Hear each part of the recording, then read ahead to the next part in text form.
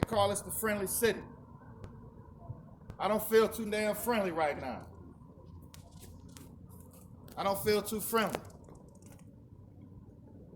For God's sakes, Dutty coached half the cities, you know, he referee half these cities' kids.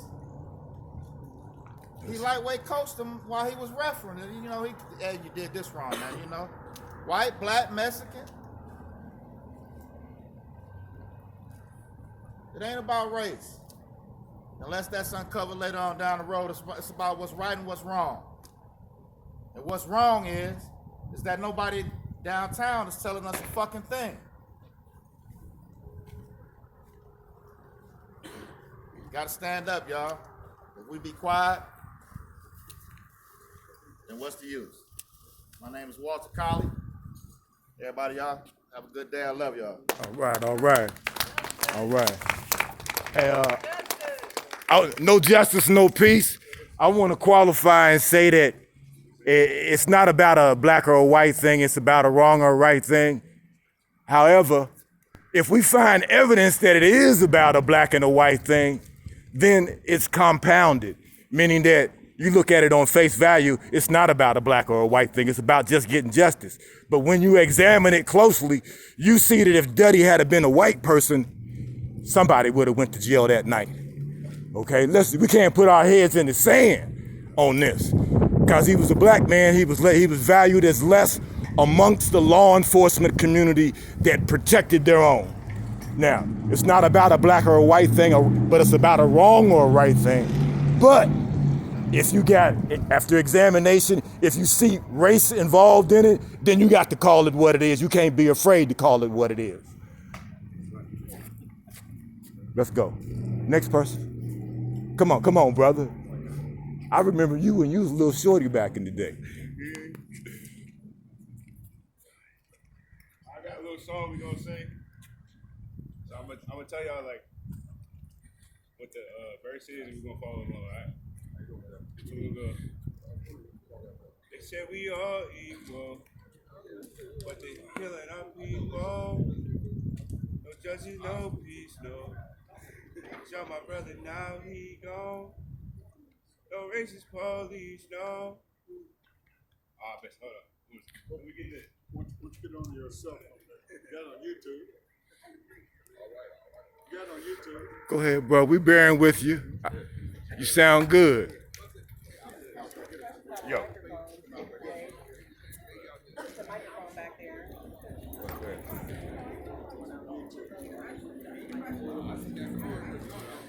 Yeah, just pull the trigger.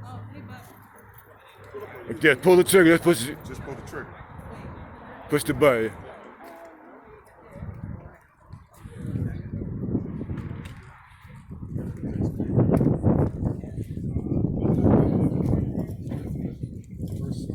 All right, there you go. That's what's They up. say we all equal, but they killing our people. No judging, no peace, no. Shot my brother, now he gone. Can't settle for the fee, no. That's just something we gotta speak on. No judging, no peace, no. No judging, no peace, no. They say we all equal. Come on, sing together. Kill our people. No judging, no peace, no. Shot my brother, now he gone. Can't settle for the fee, no. That's just something we gotta speak on. Yeah.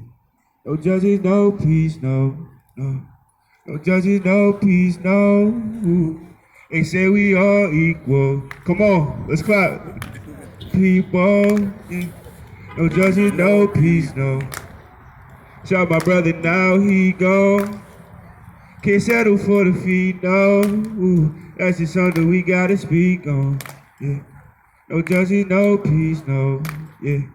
No judges, no peace, no. They say we all equal. People, yeah. No judges, no peace, no. Yeah. Shot my brother, now he gone. Yeah. Can't settle for the fee, no. That's just something we gotta speak on. Yeah. No judges, no peace, no. Yeah. No judges, no peace, no. Yeah. That's what's up. That's what. Appreciate you.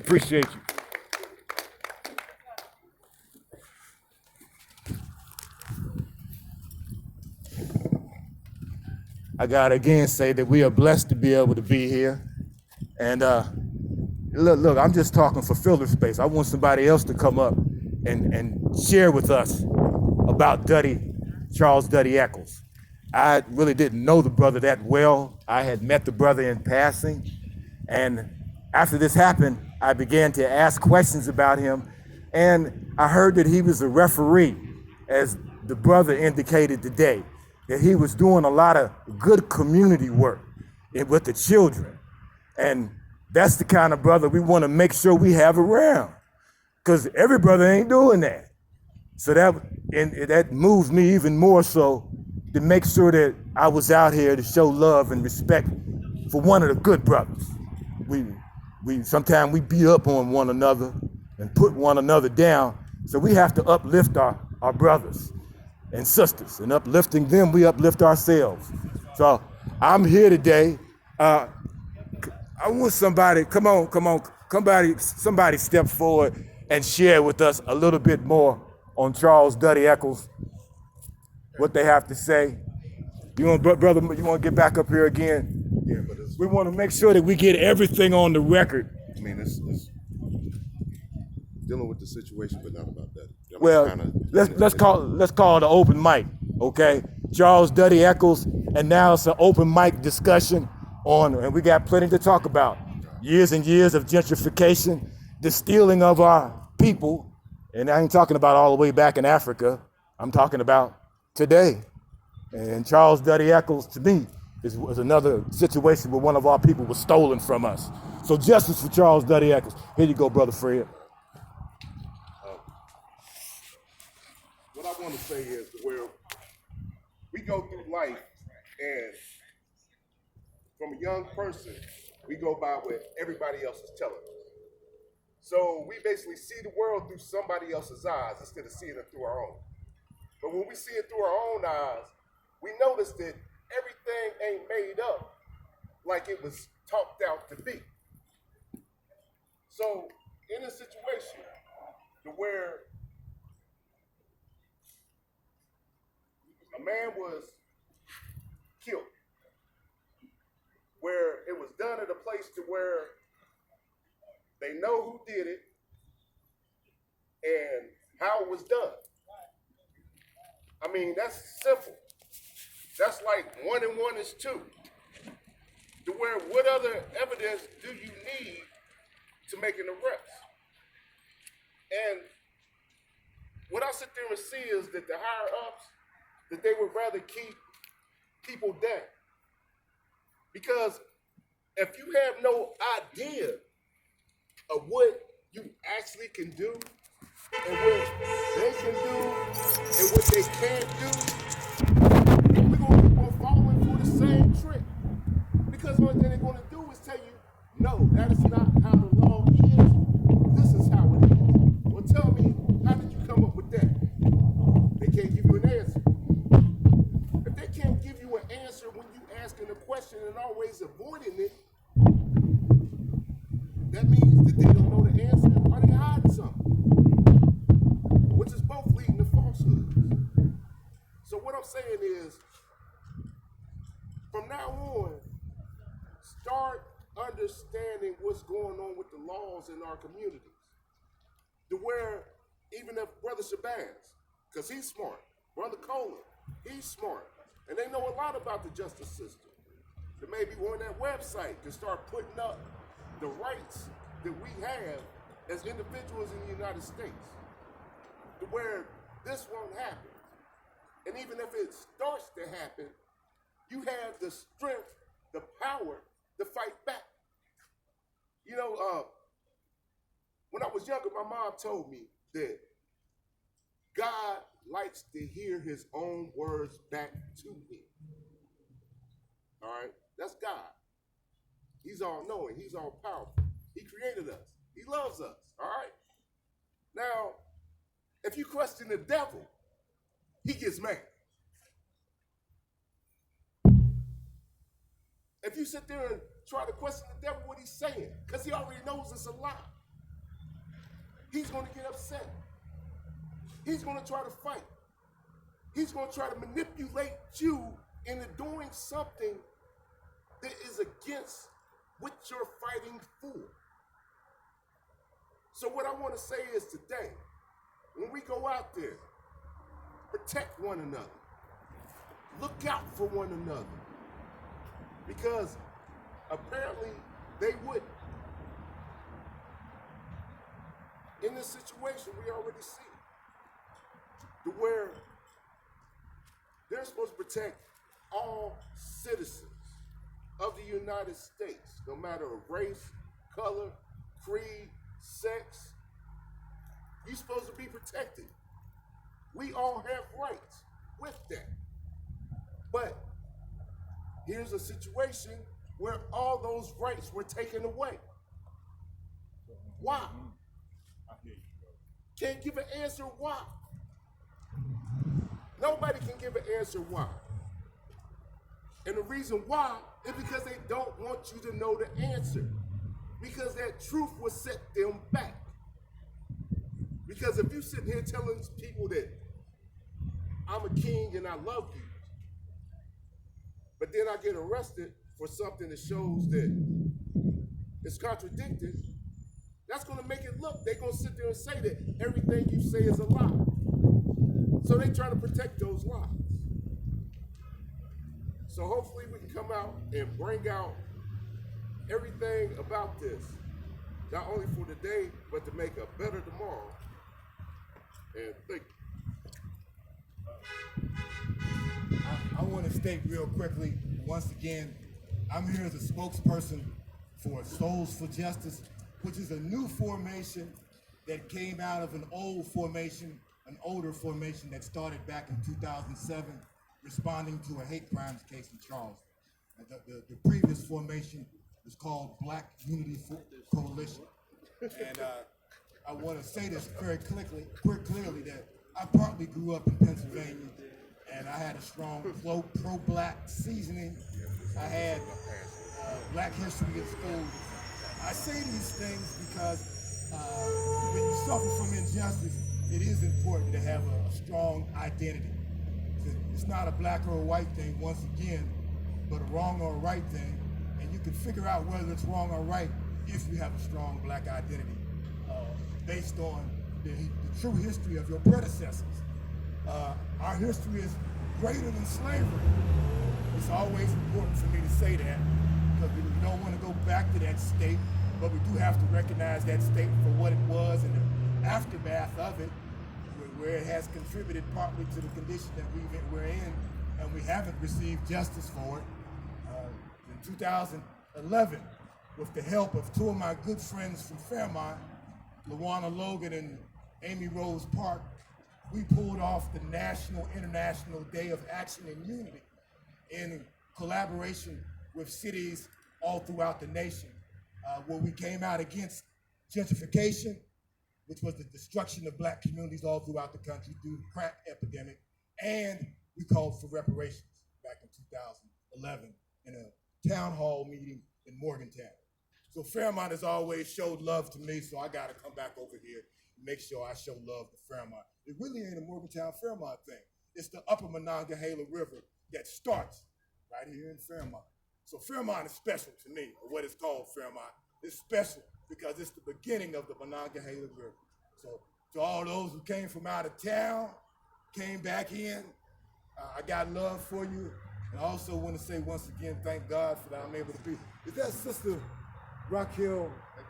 Is that Sister Raquel? Look. Anybody else want to get on the mic? Yeah. My man, Colin Jones. Okay, we got some more. Sir. All right, get a brother. My man, Colin, I got to give him some love. Brother Paul Mitchell. Good evening, everybody. Fred Mitchell, my bad. I don't want to reflect too much on my friend Dutty. We already know what type of person he is and was. What I want to get into is the questions. You know, the scenario that they created is not the scenario that we have to go by. when it comes to law, there's a process that you have to go by to determine the truth or the lie. And when you can't have justice, you can't have peace. And the reason why we're here because the lie is being told for justice. If this was a self-defense case, and plus we have my instructor out there, Mr. Freeman, that is a martial arts instructor. When it comes to self-defense, you must first be attacked. And when you're attacked, it depends on the type of attack it is doing. If it's a weapon, knife, or something like that, there's a way that you go around. If it's a gun, it's hard for me to believe that someone with a gun and someone without a gun would continue to press force towards anybody. We know that's not common sense. If somebody put a gun up right now, everybody's gonna hit the ground or put their hand up. For you to say that this is self-defense, we need to see proof of self-defense. That's right. Because you cannot tell me that you have 2 trained correctional guards that are trained to deal with irate inmates without lethal force, that put in 2 situations, 2 guards in the house, one is fighting and one supposedly be talking to 911. But you're trained to deal with irate inmates. By saying that, you still use a pistol. This is murder. This is no more self-defense. We know that the laws of today is racist. We know that the system of law is systematically racist. And if it was you and I in that same situation, we will be in jail until answers are That's made. right. That's right. That's right. This is anomaly. There's no bond for murder. And yet and still to this day, we're sitting here with no arrest. From June to November, no arrest. No. Are they still living in the house? Still living in the house. But what I'm questioning is the process of the investigation. One, an incident happens 8 hours in the day before the crime scene is cleaned up. Should no one been in the house? Should no one been around the scene until a full investigation was done? Another thing, there's a conflict. From county to county, our county of Fairmont or Marion County transports our prisoners from here to Doddridge, here to Flatwoods or wherever the regional jail may be. It's a cold blue there. Blue lives matter there. They're not going to tell you the full truth because they're protecting each other. Well, That's then, not justice. Golden, were they employees at Doddridge? Right. They were both employees They're both employees at Doddridge. at the county jail, At the county, at the regional. regional jail. Now, the investigation says that he climbed up this 2-story window, which we know is false. He has a key. He don't need to have if he didn't have a key, he had the code. If you go through his cell phone records, you'll find out that these 2 still had a intimate relationship. That's another thing you find out. In the way that he was shot. I'm sorry, anybody out here that get even a punch thrown at your face, the first thing you're gonna do is put your hand up. It's not gonna be a bullet in your shot in your cheek. It's not gonna be a bullet in your shoulder. It's gonna be in your hand and all them other places. If there's a scuffle that's supposed to happen inside the house, why was the body found dead on the front porch? Did he even enter the house? Where's the proof of the scuffle inside the house? There's a lot of things that we have to be questioned here because it don't make sense. Yeah, yeah. You cannot walk to someone's house in someone's house unarmed and said it was self-defense and he ended up shot. It's just not possible in law. It's not only on TV. Only on TV. Not here, not in real law, and not in justice. And to sit back and not say nothing to the families, to give us closures, to give us understanding, is only mean it's a cover up. And until we come together, because I'm kind of upset that this whole place ain't covered with people that's showing concern, because until we come together, these acts will continue to happen. Until we start standing up for our own rights and for our own justice, they're going to keep on pushing things up under the rug. We can sit there and say in the beginning, there's not justice for all. And it's never been for a long time. We have to fight for it. It's not automatically going to come. But with those questions I want to put in your head, I want you to take these questions and we force our county to give us these answers. We can pray all day, but until we put actions to it, it goes nowhere. So listen to me. Think about all the things that you heard about this case. Put your own narrative together, because that's what they did. And find your own facts. And you will see, as long as we do this, the truth will set our brother Dutty free. And I thank you all for listening. Thank you. That's what's up. I appreciate you for that. We appreciate Brother Colin Jones. Appreciate him very much for the work that he puts in. He did an independent assessment of what happened. He didn't believe the official narrative. And we as black people have to do that from city to city, state to state, wherever we live.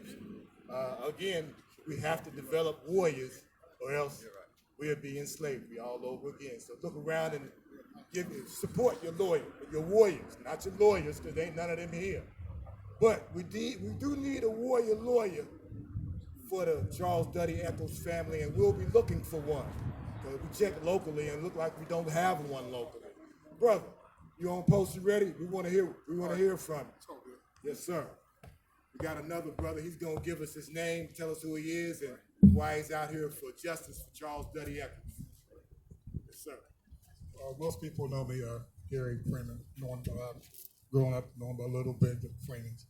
Of course, born and raised in Fairmont, moved away, but I still know most of all the old school anyway. But I know Dutty, actually I knew his whole family, his mom, his dad, since he was a little child, and I've never, ever seen any act of violence. That's what bothered me more than anything.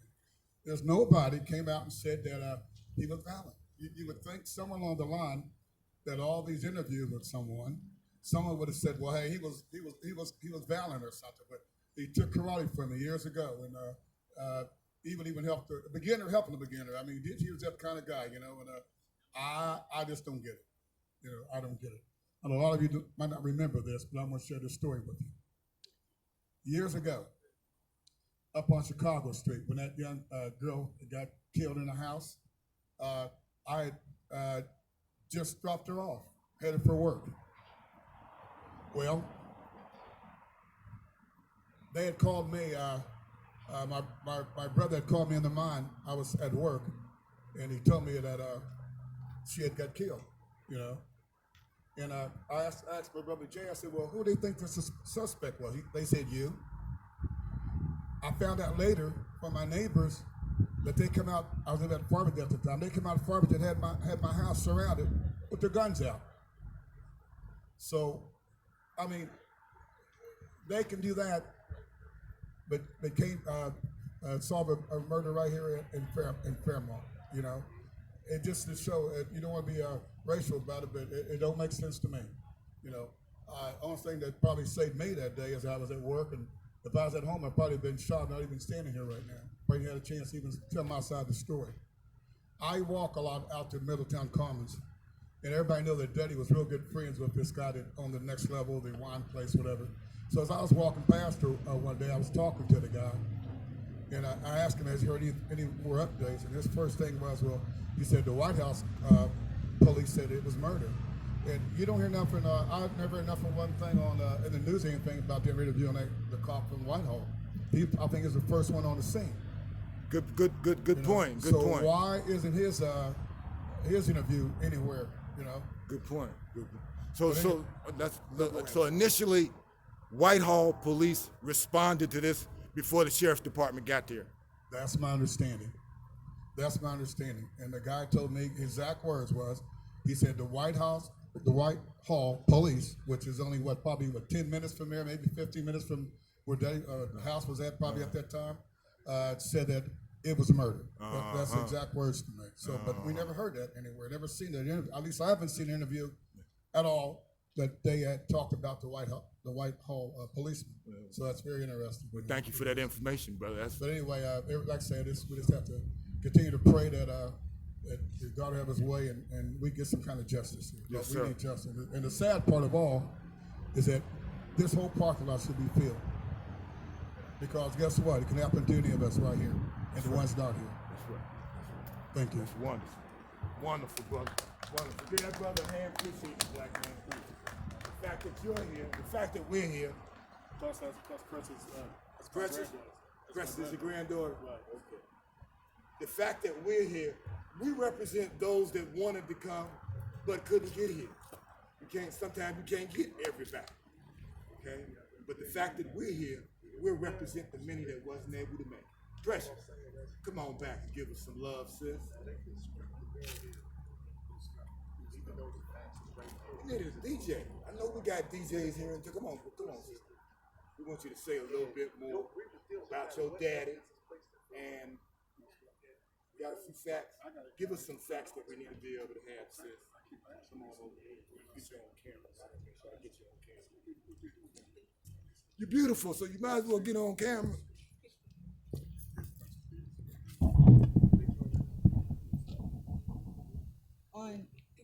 On July 30th, Charles Echols' third life was taken away due to a senseless act of gun violence.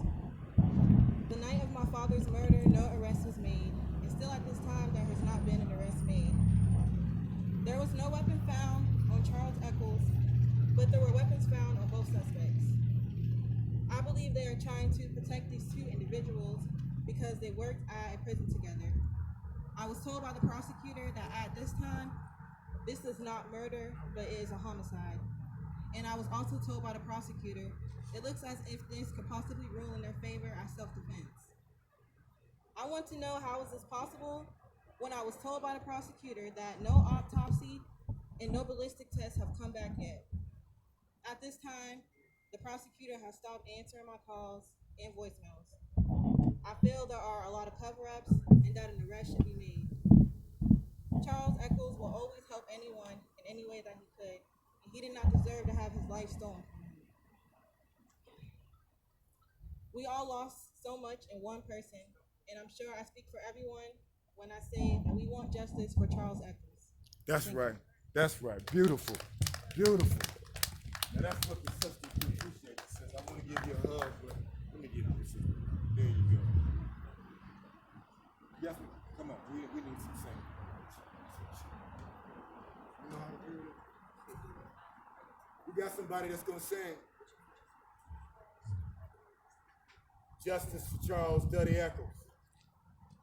I could get a chant. No justice, no peace. Because if you don't get justice, you can't have peace. Look. We got get the singer ready, and I'm gonna rant for a little bit because I had brothers that I wanted to get over here for this that called me complaining about what happens to them in their daily lives. And I tell them, you got to stand for justice and you'll be able to get a good night's sleep. You can't sleep at night because you're reading books and getting puffed up and you're not responding to injustice when it happens. So now I got that line from brother Fred Mitchell. Where your singers at? Come on. Really, come on. She's coming. She coming? Okay, I ain't trying to. Can I say something before the singer comes? Come on. I don't want her to blow me down as she gets to sing. I always love it when our sisters get on the mic. What man don't love it when the sisters get on the mic? Come on, sister, over here. We want to make sure we get you on the camera. Do I look cute? I can turn it up. Oh, she said turn the mic up. You gotta turn the mic up. I don't know if that's the loudest or not. It might be as loud as I see it. It's as loud as it's gonna go. Okay. You got to talk loud. Square you up. Tell us who you are. Okay, I'm Debbie. I'm from Cleveland. You come all I came all the way from Cleveland. That's it. Represent. Personally, I didn't know Dutty. I met him a couple times, but I do know his daughter, Precious, which is my cousin. Like you said, no justice, no peace. And I do believe that whoever did this, they're being tormented. Come they're on. Not sleeping, they're not sleeping good at night because they know what happened. It's different sides to the story. It's their side and it's somebody else's side. But the truth will come out. I do believe that as well. I'm one of those ones. At a time like now, we all have to come together as one. It's a nice turnout. I think it's a nice turnout. Like I said, I don't know Dutty, but I just hear different stories about him coaching and the type of person that he is. More people could have came out, but I'm also a firm believer. The ones that needed to be here are the ones that's here. That's right. I know it is some that wanted to be here but weren't unable, and that's okay because we know in our hearts and in our minds that they're here. But I do believe that justice is going to be served. I do believe that everybody got a story to tell. Now, who's telling the right story, we don't know. Because, like you say, we wasn't there, we don't know. But, again, I hear people say that he had the key. He had the key. I mean, no break-ins. But, again, I do believe that justice is going to be served. It's going to be served sooner than what we think, and that's all I got to say. All right. Let's get that sister a hand. Look. We demand accountability. Accountability is the word. Accountability from the police. Accountability